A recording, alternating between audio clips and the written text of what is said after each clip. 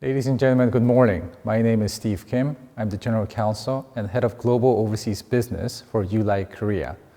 It's an honor to be here, and thank you for inviting me to speak at PATINEX 2021. Today, I'm going to be talking to you about something that you probably have not heard from PATINEX for a long time: cows, more specifically, livestock technologies. Yes, we are going to be talking about cows today, and we are going to be talking about technology that's surrounding one of the oldest industries in the world. You may have not noticed, but there are over 4,000 patents alone on cow and animal husbandry. And from this chart, you could probably see just some of the samples of the technology that's involved in bringing up cows to our table. And you could see from technologies that are involving capsules, to ear tags, to necklace, and all of these technologies have been patented, but more recently, because of the increase in global demand, the technology development has sped up, and more technologies is being introduced to this very, very old and traditional industry. The number of patents related to the cattle are over 4,000, as I mentioned, and some of the key countries, United States, China, Europe, are leading the technological development in providing what is necessary to make our farms more efficient and productive. Some of the keywords that you'll see up on the screen are the search keywords that we have used just to look at some basic patents that are related to cow and animal husbandry. And global livestock market has been increasing despite the economic condition and despite COVID-19 as well. These are time-tested and truly traditional industries that have withstood many challenges oncoming from global and geopolitical pressures. In 2021, we estimate that the industry will continue to grow to close to 10%. And from this chart, on the picture that you see on the screen, you'll see the number of companies that are involved in developing the technologies to make our cows safer, healthier, so that at the end of the day, the food that we eat are chemical-free and medication-free. These are some of the patents that we have just filed as well. And you could see just on the chart that we file a number of patents involving different technologies involving cows and other animals as well. Yes, there are technologies that are being developed for cows as well as chicken, pigs, and dogs and cats, and we're involved in that industry as well. We foresee that the technological development will continue and it'll increase our capability not only as a specific company or individual companies, but as an industry which will grow to meet the demand, where we see more and more population growth coming in from large countries like China and more developing countries from Africa as well. And some of the keywords that you see on the screen are some of the key aspects of the technologies that are being developed: disease management, AI. These are all data-related technologies that we are here to talk about, and the main theme of PATINEX 2021, which is data development. I think it'll be clear for us to talk about exactly what we do, and you'll get a better understanding as to why we are doing this and what the industry is requiring, and why data is playing a key role in developing this industry. Our product is relatively simple. It's a capsule product, which we have the cow swallow. And our capsule is designed to stay in the stomach of the cow for the duration of the lifetime of the cow. And the reason why this is possible is that cows have 4 stomachs. They're called ruminary animals. And chambers 1 and 2 of the stomach are basically storage units. And we have developed a technology where our capsules will stay in those chambers. And from that, data will be sensed, temperature, activity, sometimes GPS if necessary, and it'll be sent to our AI server where it'll be analyzed, and we will actually continue to look at the data and provide feedback to the farmers. For example, if a cow is sick because of the temperature increase, our system will detect that, and we will actually try to pinpoint why that temperature is increasing as well. And we have actually spread this technology to other animals as well. You see on the chart, on the sheep, on pigs, on horses.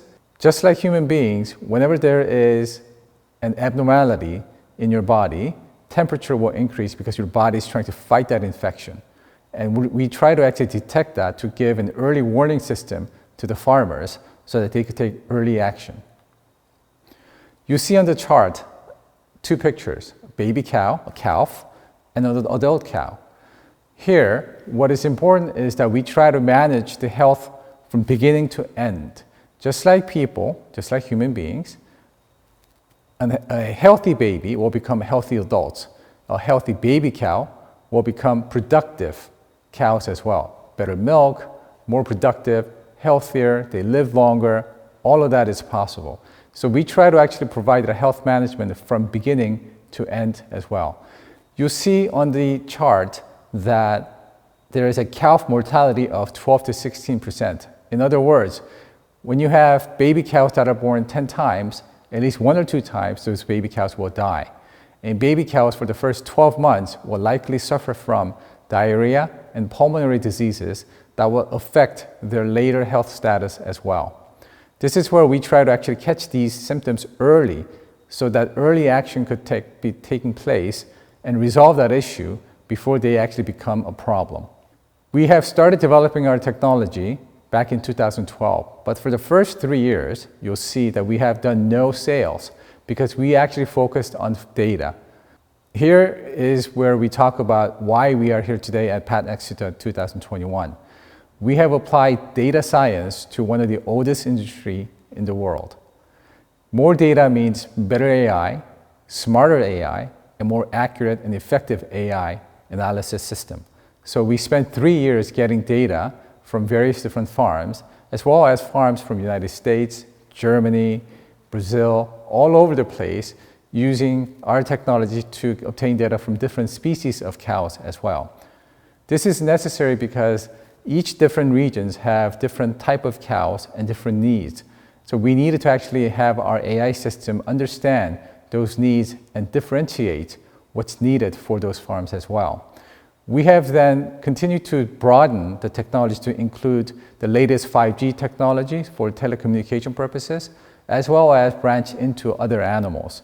We are the first company to actually have a baby cow solution. There are other solutions that are for other animals as well, but we are the first company that have actually applied AI data science to the method. These are the two products, one for the baby cow and one for the adult cows. Relatively simple. They swallow it, it stays in there, it collects data, we analyze the data, and actually we provide feedback to that data as well. So what we tell the farmers and the veterinarian is that we're not here to compete with them. We're not actually here to question their knowledge or know-how, which have been handed down generation to generation. We are here to actually assist them in making faster and more accurate decisions. That's the process. And that's what a lot of the data science involved in this industry is actually aiming at, is to actually allow the user to make better judgment quicker. And one of our key aspects is that we actually work with veterinarians as well. So we developed the technology not to overshadow the industry knowledge and the overall know-how that they have developed for the past several thousand years. Our application, we try to remain as simple and user-friendly as possible as well. We have also involved drone technology, which I'll talk to you about later. But we have also involved drone technology so that they could actually track their animals, because some of the farms outside of Korea, in Brazil and Australia, have 5,000 cows, 50,000 cows. They are farms that are larger than most soccer and baseball stadiums that we see here as well. So, why do we do and why do other companies have focused on data science and focused on bringing that data into the platform, which is the industry today? You'll see a number of things that we're trying to do, but if you focus on number 1, 2, and 3, which is disease management, heat detection, and calving management as well. Disease management is self-explanatory. We try to actually manage the disease, and we try to actually provide early detection notice as well. Heat detection is something that you have not heard. Cows need to be pregnant, and cows need to give birth to baby cows round the clock. It has to be a repeatable cycle and predictable cycle as well. If that cycle is broken, then that cow is basically wasting money and time. So we try to make sure that we identify cows that need to be pregnant and that should be pregnant at certain time. And calving this basically means that they are giving birth to baby cows. These days, they've been domesticated so much that they need people's help. We give 24-hour notice to the farmers saying your cow number 238 is about to give birth in 24 hours, so please have it ready. So we try to actually provide that. Once those 3 elements are actually ready, then the remaining 4, 5, 6, 7, 8, they come into place. More effective, more productive, and more efficient farm. Global market is obviously where we want to be at. Korea is number 18 at 3.5 million cows.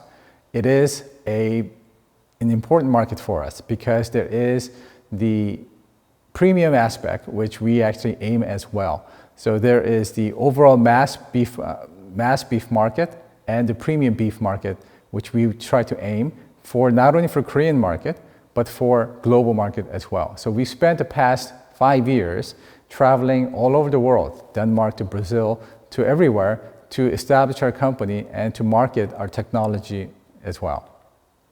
Raw data and data science itself, this is key. We actually enter the market by doing test projects. And we actually offer these test projects basically at no cost. The reason why we do that is because of data. We want the data and we want our system to learn what is going on at that farm. How are the cows being managed? How are the overall general health status of the cows? Then our AI system could actually provide more accurate status updates and notifications as well. These are some of the actual case studies that we have done. Mastitis means that it's actually a breast infection. On a milk cow, breast infection could be devastating because it stops producing milk. So these are the things that we try to actually identify and detect early on to provide notice. Number 2, just like people, when you get vaccines, people actually get feverish, they get sick from vaccines as well. Cows do the same thing. We do it because we don't want the farmers to actually spend time in trying to identify which cows are actually having an adverse reaction to the vaccine. We will tell them, and they could simply deal with the cows as they see necessary. Calf diarrhea. As I mentioned, diarrhea is actually one of the key reasons why baby cows die. We actually detect this early, and this is actually an example from a Japanese farm which we provided early detection notice, and they were very thankful that we did this. Calving prediction. Whenever a cow is about to give baby cow birth, their temperature decreases slightly. And our system could actually detect that and differentiate that between temperature decrease from water drinking and environmental temperature as well. So our system, and the reason why we keep saying data, data, data, is becoming smarter to actually identify and differentiate these little things. Estrus, this is what I meant by heat detection. This is where we identify the cows where we think that they need to be pregnant, so artificial insemination could take place as well. This is one of the technologies that's making the farmers and farms much more productive and thereby higher revenue. We started out small. We are now 60 people and we continue to grow. We work with some of the major companies that, as you see on the below, and you'll notice that we have a lot of telecommunication companies. This is because we use a lot of data and network space to provide basically overall reachability and accessibility to our global consumers and clients as well. We have made strides and we continue to make efforts to broaden our presence outside of Korea. So we are in Denmark, we're in Singapore, we're in Japan, we're in Brazil, and we'll be opening up offices elsewhere in key markets in 2021 and 2022. And our technology has been recognized and awarded. And this is not just us. This is actually for many companies that are taking the time and spending the resources to develop the technology to make our farms safer, cleaner, and more efficient as well. We continue to make partnerships with global companies, and we continue to make innovations in the industry as well. We are probably one of the first companies in Korea to have livestock insurance policy. Our CEO is a PhD in computer science, and she continues to write scientific paper to make sure that our technology is vetted and proven and tested in the academic world. One of the things that we are working on is a blockchain-based traceability project where we're putting in all of the data that we have so far onto a platform where they could be safely shared. So imagine this, if you go to a supermarket and you scan a QR code on a meat, we could tell you where that beef came from, where the cow was born, how many times it was actually sick, how much of a medication it actually received. So you're not just getting an information about how the beef was transported from a warehouse to the supermarket, you're actually getting the full history of the beef, and you could actually make a decision as to whether to eat that product or not. We truly believe at the end of the day that when animals are healthy, we are healthy.